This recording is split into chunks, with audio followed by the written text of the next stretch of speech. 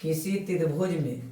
एक भुजा के समानांतर खींची गई रेखा त्रिभुज के अन्य दो भुजाओं को समान अनुपात में विभाजित करती है, इसे थेल्स प्रमेय कहते हैं। देखो बढ़िया से, ये मान लिया कोई त्रिभुज नहीं है, क्योंकि बोला था किसी त्रिभुज में, तो एक त्रिभुज हम ले लिए, और बोला एक भुजा के समानांतर, हम मान लिए कि ई भुजा के समानांतर एक रेखा खींचे, क्योंकि बोला एक भुजा के समानांतर खींची गई रेखा खींच लिए। अन्य दो भुजाओं को देखिए, तो ई भुजा को छोड़ के ये अन्य दो भुजा हुआ, अब इसको समान अनुपात में विभाजित करेगा। इसको गौर से देखा, जैसे मान लेते हैं कि त्रिभुज ए बी सी है, और ये डी है और ई है,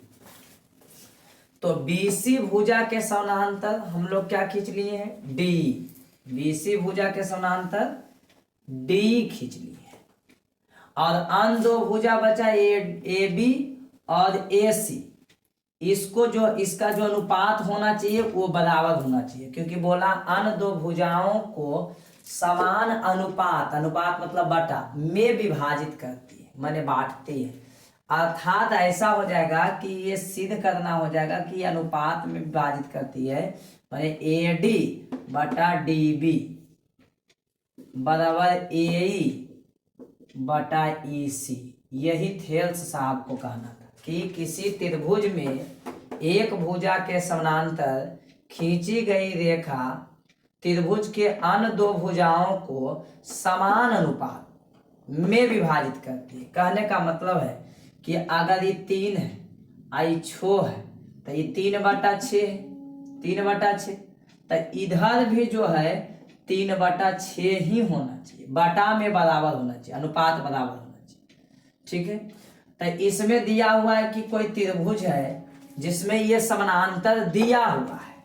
तो यहाँ पर लिखना पड़ता है सबसे पहले माना कि, मान रहे कि माना कि ए बी सी त्रिभुज में, त्रिभुज ए बी सी में D parallel B C, D समानांतर बी सी, ये डी समानांतर बी सी, और इसमें डी पैरेलल बी सी ये दिया हुआ है। और आप जानते हैं कि डी जब पैरेलल बी सी होता है तो एकांतर कोण बराबर होता है, लेकिन इसके लिए रचना करना पड़ेगा। रचना क्या करना पड़ेगा, बी से ई और सी से डी को मिलाया, तथा ई से ए बी भुजा पर लंब और डी से ए सी भुजा पर लंब, मान इसका नाम धर दिए कि ई और एन, ई एन लंब ए बी पर और डी एन लंब पूरे भुजा ए सी पर, ई एन लंब और ई डी एम लंब ए सी पर खींचा। तो यहाँ पर लिखना पड़ेगा कि सिद्ध क्या करना है, सिद्ध करना है कि, सिद्ध करना है कि अनुपात बराबर होता है। तो अनुपात बराबर होता है तो अन्य दो भुजा, इस भुजा को छोड़ के बचा ए डी और बचा डी बी बराबर ए ई बटा ई सी, ए ई बटा ई सी, ये सिद्ध करना है। हमने रचना क्या किया,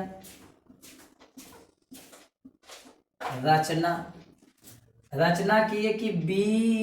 सी डी को मिलाया और ई एन लंब ई एन लंब ए बी पर और डी एम लंब ए सी पर खींचा। रचना ई एन लंब A B comma D M लंब ए सी, डी एन लंब ए सी, तथा बी ई और सी डी को मिलाया। आप प्रमाण लेके चलना पड़ेगा। परिमाण, परिमाण में चलना पड़ता है। ये पूरा पॉज करो वीडियो।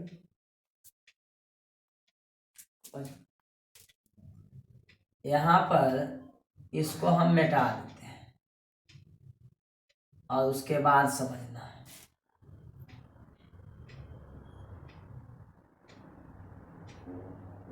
यहाँ पर देखो ADE परिमाण में चल रहे हैं त्रिभुज AD और इसको भी मिटा करके देखना पड़ेगा इस साइड वाला त्रिभुज कौन सा बन रहा है। तो इस साइड वाला त्रिभुज ऐसे बन रहा है,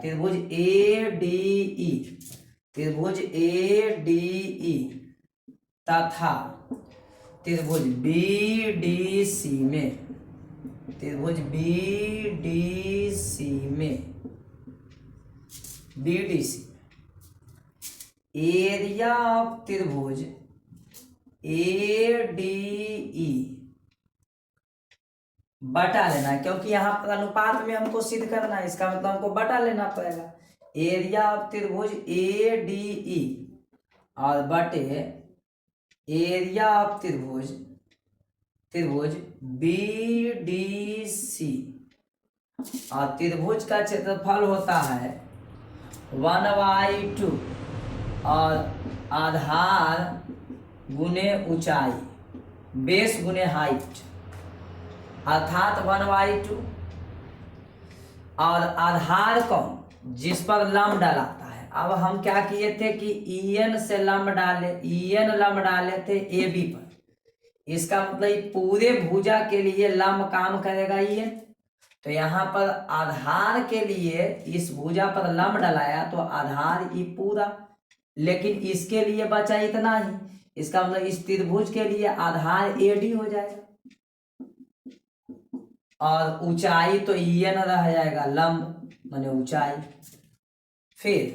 1/2 इस त्रिभुज में चलेंगे, BDC में आधार गुने ऊंचाई, लंब ई पूरा भुजा पर डाला हुआ है, इसका मतलब इस त्रिभुज के लिए लंब ये और ये पूरे बड़ा त्रिभुज के लिए ADE के लिए लंब AD और BDC के लिए लंब DB, ये हो जाएगा। तो इसका मतलब लंब इसका जब DB है तो गौर से देखना है कि BD और उसके बाद इस पर लंब है तो ये पूरा भुजा आधार हो जाएगा AB और AB का पार्ट इसमें आता है, इस त्रिभुज में BDC में पार्ट आता है BD लिख लेंगे और लंब वही रह जाएगा EN। फिर से एक बार 1/2 आधार ये पूरे भुजा पर लंब है, इस त्रिभुज में इतना पार्ट आता है इसलिए इस पर लंब है तो AD हो जाएगा आधार, और लंब तो EN है, इसमें भी लंब EN है लेकिन आधार जो है इस भुजा का इस साइड में DB है इसलिए DB हो जाएगा, DB या BD। 1/2 कैंसिल, EN से EN कैंसिल,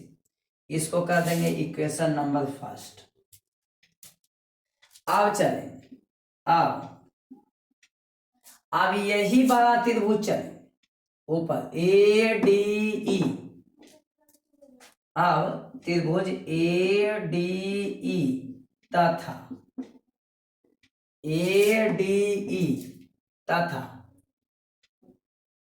त्रिभुज ये जो ऐसे पाला हुआ था इसको गौर से देखिए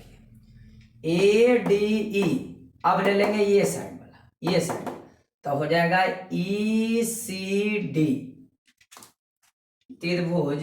ADE तथा ECD में, अब ECD लेंगे तो लंब ये काम करेगा क्योंकि पूरे भुजा पर लंब था, AC भुजा पर लंब था DM, तो इसका मतलब लंब तो हो जाएगा DM, दोनों का लंब हो जाएगा DM, इसलिए एरिया चलते हैं। एरिया ऑफ त्रिभुज ADE बटा एरिया ऑफ त्रिभुज ECD बराबर 1/2 अब आधार और गुणे शीर्ष लंब, इसमें भी हो जाएगा 1/2 आधार गुणे शीर्ष लंब। इसमें शीर्ष लंब अर्थात ऊंचाई डीएम काम करेगा, क्योंकि ये पूरे भुजा पर होगा,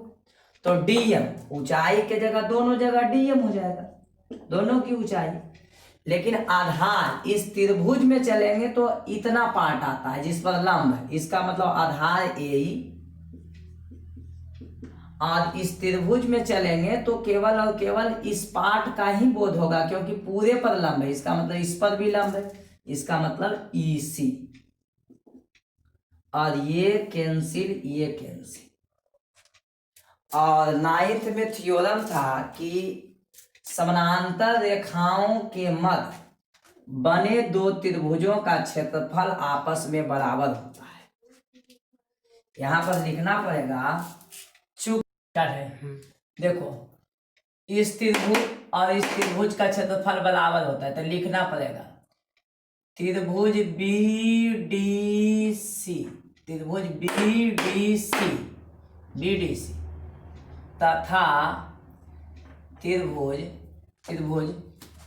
ECD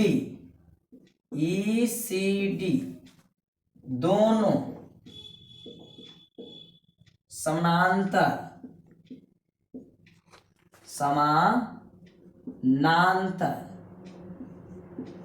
रेखा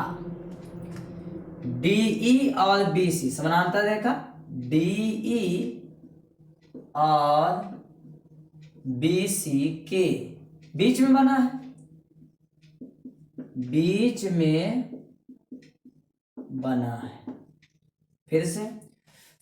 त्रिभुज BDC और त्रिभुज ECD, त्रिभुज BDC और त्रिभुज ECD ये दोनों समानांतर रेखा DE और BC के बीच बना है। इसलिए 9th के थ्योरम से एरिया ऑफ त्रिभुज BDC बराबर एरिया ऑफ त्रिभुज ECD, ये नॉर्मल पढ़ना था कि दो समानांतर रेखाओं के बीच बने दो त्रिभुज के क्षेत्रफल सदैव बराबर होते हैं, तो ये बराबर हो गया। इसका मतलब जहां BDC है वहां ECD कर सकते हैं, या जहां ECD है वहां BDC कर सकते हैं। यहीं से चलते हैं, यहां से, यहां क्या लिखा हुआ है त्रिभुज ADE, तो लिखना पड़ेगा एरिया ऑफ त्रिभुज ADE, एरिया ऑफ त्रिभुज ADE, और यहां लिखा हुआ है ECD, और यहां पर आया ECD बराबर आया BDC, तो यहां पर कर देंगे एरिया ऑफ त्रिभुज BDC, क्योंकि त्रिभुज ECD का क्षेत्रफल उतना ही है जितना BDC का है, तो इसका मतलब ECD के जगह BDC कर दी, और जैसे है उसको लिख दीजिए यही और बटा EC, इसको इक्वेशन सेकेंड मान। अब इसको देखना पड़ेगा इक्वेशन फर्स्ट में और सेकेंड में, LHS में दोनों सेम है, एरिया ऑफ त्रिभुज ADE ऊपर में, इधर भी एरिया ऑफ त्रिभुज ADE ऊपर में, नीचे में एरिया ऑफ त्रिभुज BDC नीचे में, और इधर नीचे में एरिया ऑफ त्रिभुज BDC। इसलिए दोनों का LHS बराबर है तो RHS भी बराबर होता है। इसलिए लिखना पड़ेगा समीकरण 1 बराबर 2 से, 1 को बराबर कर रहे हैं किससे 2 से। अब LHS बराबर है तो RHS भी बराबर होगा, इसलिए इसको कह सकते हैं AD और बटा BD बराबर, यहां आया AE और बटा EC। ये आपका थ्योरम प्रूव्ड हुआ। एक बार रिपीट, दिया हुआ है कि अगर किसी त्रिभुज है उसमें एक भुजा के समानांतर अगर कोई रेखा खींचा जाता है, तो मान लीजिए कि ABC मान लिए कि ए बी सी कोई त्रिभुज है, ए बी सी कोई त्रिभुज है और इसमें एक भुजा के समानांतर बीसी भुजा के समानांतर डी कोई रेखा खींच ली, ठीक है। उसके बाद करना क्या है कि ये हम खींच लिए, उसको लिख देना है। क्या लिखना है कि माना कि त्रिभुज ए बी सी में, त्रिभुज ए बी सी में D parallel B C, D parallel B C, यहाँ लिख दिए डी पैरेलल, पैरेलल मतलब समानांतर, समानांतर बी सी। फिर क्या कहता है कि अगर समानांतर है तो दो भुजाओं को, जो दो भुजा बच गया BC के अलावे दो भुजा, एगो बच गया AB और एक ठो बच गया AC, इसको समान अनुपात में विभक्त करता है। मतलब दोनों का अनुपात और दोनों का बटा जो होना चाहिए वो समान होना चाहिए। ये दोनों का बटा मतलब AD बटा DB, AD बटा DB, AD बटा DB बराबर AE और बटा EC, AE बटा EC, ई साइड दोनों लेंगे AD और बटा DB और AE बटा EC। यही है प्रूव करना, ये सिद्ध करना है कि ये। अब क्या करेंगे, इसके लिए ये रचना याद रखना पड़ेगा कि ई भुजा से यहां से ये पूरे भुजा पर लंब, इस पर लंब खींच लिए और मान लिए कि n लंब है और डी से एम खींच लिए और मान लिए कि m इस पर AC पर, मतलब EN जो है AB पर लंब है, इसका मतलब AD पर भी लंब है और DB पर भी लंब है, और DM जो है AE पर AC पर लंब है पूरे भुजा पर, इसका मतलब है कि AE पर भी लंब है और EC पर भी लंब है। अब चल देंगे, कुछ नहीं करेंगे, ये बड़ा त्रिभुज में चल देंगे, ये बड़ा त्रिभुज ADE और त्रिभुज BD, एकदम आराम से देखना है, BDC में अब दोनों में चल दिए तो इसका एरिया निकाल लेंगे, क्योंकि हमको सिद्ध करना है जो उसको बटा में सिद्ध करना, इसका मतलब है कि हमको बटा में आना चाहिए। यहाँ पर याद रखना पड़ेगा कि एरिया दोनों का निकालना पड़ता है। थेल्प्स प्रमेय को सिद्ध करने के लिए साइड त्रिभुज का एक एक को, ये बड़ा ADE एक बार ले लेंगे और एक बार BDC लिख लेंगे और एक बार ADE ले लेंगे और एक बार ECD ले लेंगे, यही दोनों दिए। एरिया लिख देंगे, एरिया लिख दिए, एरिया 1/2, आधार इसका जो है AD है, आधार जो है इसका AD कैसे हुआ, क्योंकि यहां से ये पूरे पार्ट पर लंब है, इसका मतलब इस पर भी लंब है, EN लंब पूरा AB है, इसका मतलब EN लंब AB, इसका मतलब EN लंब AD भी है, AD क्योंकि छोटा पार्ट है, ये इस त्रिभुज का छोटा पार्ट, तो इस पर भी लंब हो गया, वही लिख दिए EN लंब हो गया, और ये पूरे भुजा पर, ये पूरे भुजा पर, तो पूरे भुजा पर तो ये छोटा भुजा पर भी लंब हो गया। 1/2 नीचे आधार जो है BD, क्योंकि इस पर लंब आया है तो ये लंब जिस पर गिरता है उस पर आधार हो जाता है, और लंब क्या है तो EN लिख देंगे यहाँ। अब दोनों कट गया, इसको इक्वेशन फर्स्ट कर देंगे। फिर चलेंगे त्रिभुज ABC का ऊपर पार्ट ADE और इधर चलेंगे ECD में, वही ECD में लिखा हुआ है। फिर इसको, इसका एरिया और इसका एरिया दोनों को बटा करेंगे। त्रिभुज का क्षेत्रफल 1/2, आधार क्या है, लंब किस पर गिरा, तो लंब AE पर गिरा तो AE लिख दिए, और इसमें इस त्रिभुज में लंब EC पर गिरा, EC लिख दिए, और लंब है कौन तो DM लंब, तो DM लिख देंगे, DM और DM। अब हम जानते हैं कि जो समानांतर रेखा के मध्य जो त्रिभुज बनता है, एक त्रिभुज और दो त्रिभुज, मतलब पहला त्रिभुज और दूसरा त्रिभुज को देखिएगा